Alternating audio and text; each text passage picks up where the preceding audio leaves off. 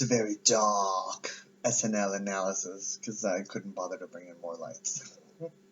So let's start. So this is season 47, episode 15. The host with Zoe Kravitz. Let's start with the cold open. The cold open. Joe Biden and Jaj. That's what I call him. I forget his name. James Austin Johnson. He was very good. He was very good as Joe Biden, and I love making fun of Joe Biden. Very beats a lot of the jokes. Riddled with jokes. He was basically headlining the whole thing. The actress from the CW, played by Chloe, hilarious with the whole thing. So that was very funny. Keenan, I think they could have filled it in with somebody else. I think that it just wasn't completely there. I think the joke was that the White House doesn't know what they're doing, but at the same time, it just wasn't there. They could have made up it could have been a better option. Then we've got Jason Derulo, which was okay. You know, it was not necessarily that funny. I think you have to know Jason Derulo. It's just that one line. It's in there. A.D. Bryant was great. I think that it was relatable. A lot of people see the expansion of the alt right and all those elements. That was funny. Muñeña was okay. It was okay. You know, with Melissa, it was okay. It wasn't that great. And Plunger Guy was okay. It was funny. It was not as funny. Overall, I think Joe Biden was the one that, and Kate was in it as well, and Kate was a pretty good straight woman. I think a lot of those lines could have been cut. A lot of those, you're saying a lot of those things that you're repeating over and over again could have been cut. So I gave them a 7 for the cold open. Then we got the monologue. The monologue, I thought to myself, don't be afraid to bring someone in to help you out. If you don't necessarily feel that confident, land your lines and have the team help you out. And the team really came in to help. It was very, very funny. Anybody that is familiar with the DC universe, it's just bringing the other elements in. I gave them a 9 on beats and everything with the lights and all. It was very good. So I gave them a 9. Then we've got the the wedding thing. And I think that we could have skipped Mikey Day. We could have skipped the whole cake deal, the thing before the cake deal with Chris. I think we could have cut all that out. I think that what we should have done is we should have taken her, again, like the monologue, just give her things to help out. Like maybe have Chris Red come in as Suge Knight. You just have those other boyfriends or other people come in and just increase it and increase it and increase it as she's saying the monologue. Because I feel like she wasn't really that invested and she could have gotten a lot more. It was very one note. So there's a lot, and I love Zoe Kravitz. Don't get me wrong, I love me some Zoe Kravitz, but I think in the comedy avenue, you just really gotta go super gusto. Um, and the writing was great. The writing was great, but I just think the effort wasn't there as much. So yeah, give her help. Kyle was a great straight man.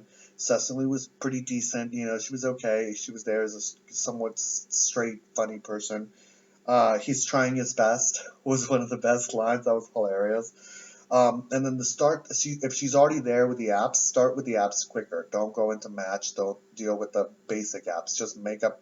I know that some apps are made up, but even make them up even more. So, and so yeah, so I overall gave them a 6 for that particular. Then we've got the Amazon.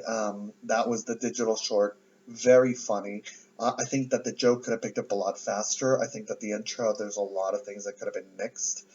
And just pick up on the joke and add more characteristics to the individual, the black people in the Amazon store, and just give them more time because they're really the ones that are shining that element. Bring Ego again, all those elements. I think we had Ego once, and we had Chris a couple of times, but bring all of them in a lot more.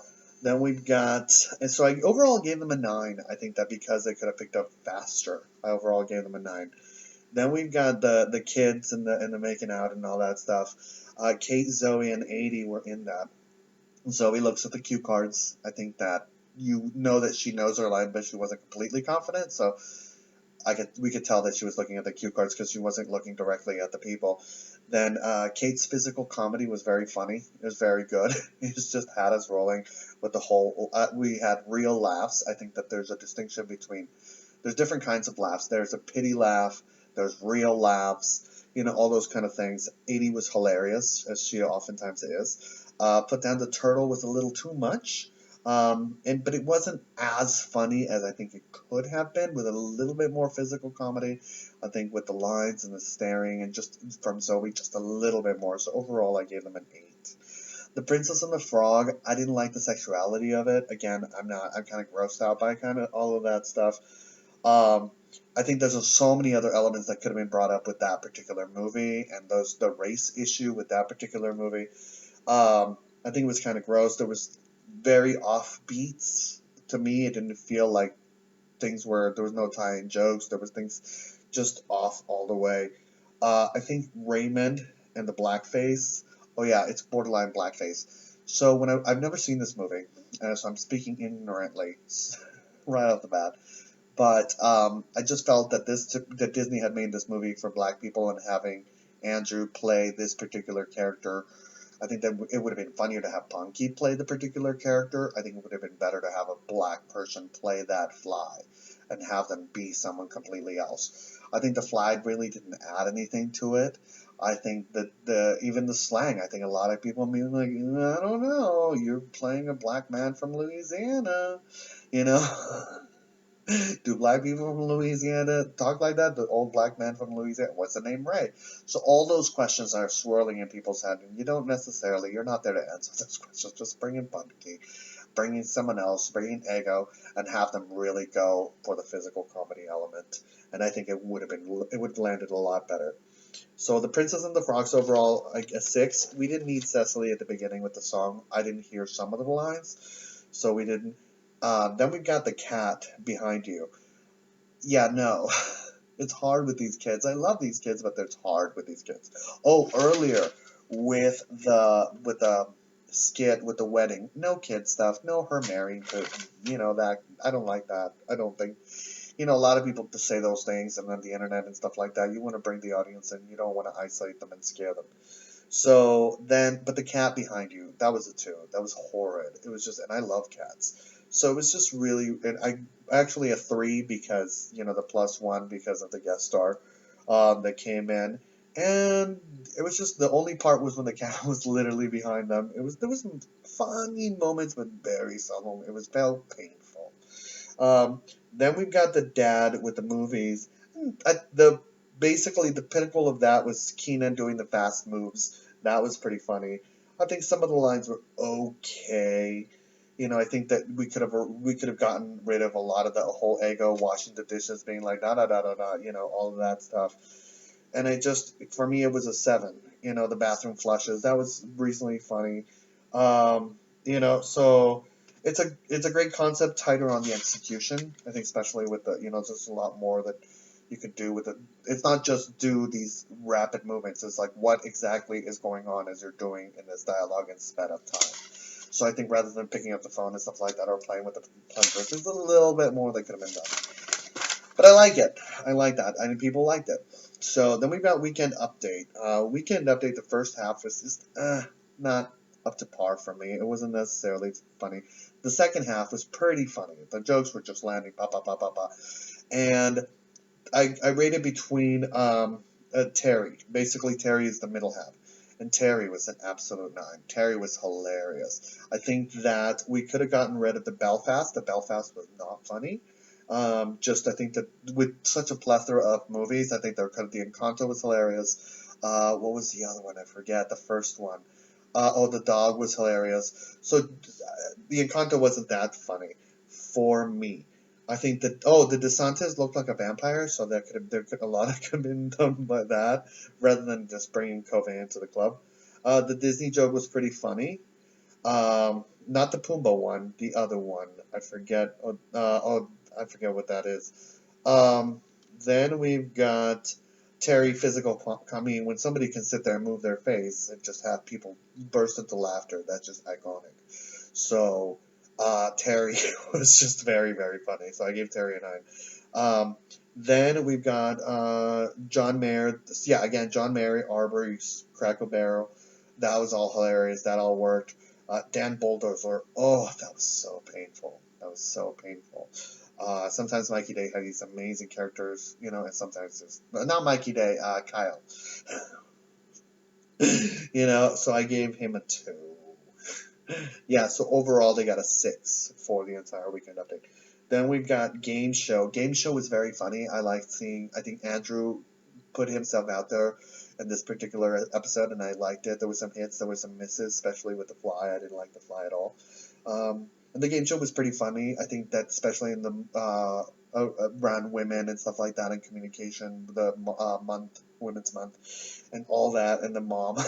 I don't want to give stuff away, but it was very funny. I gave them an 8 because I think that they could have aged up Sarah a little bit more and have her be a mom a little bit more.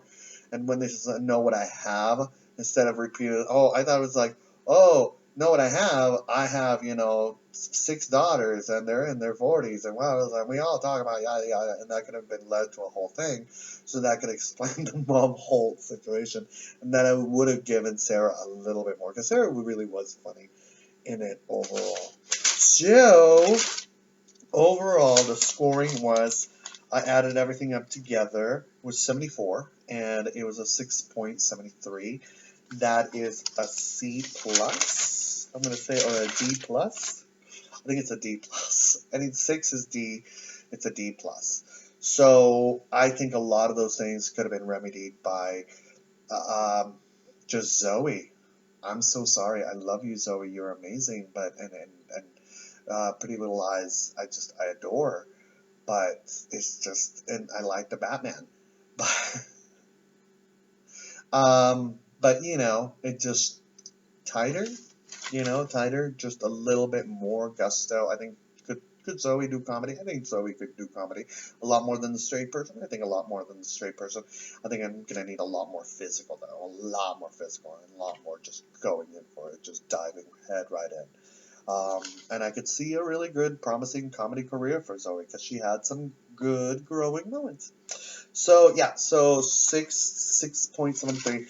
A little extra shout out. Who was the player of the week? It was a toss up between Ego and Cecily, but I'm gonna give it to Cecily. I think Cecily is pretty sturdy, pretty strong. She's holding everything down. She's up and coming. She's already there, but I mean, you know what I mean. She's not Kate. She's not Keenan. She's like there. Also, Andrew. I think Andrew gets some bonus points for just trying. I think what he did was good at the beginning. The whole brain thing, you know.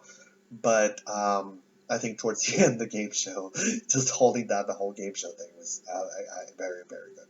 So that is all. What did you think, of Saturday Night Live? Let me know in the comment section down below. I love you all, and I want to wish you a wonderful, wonderful eternity.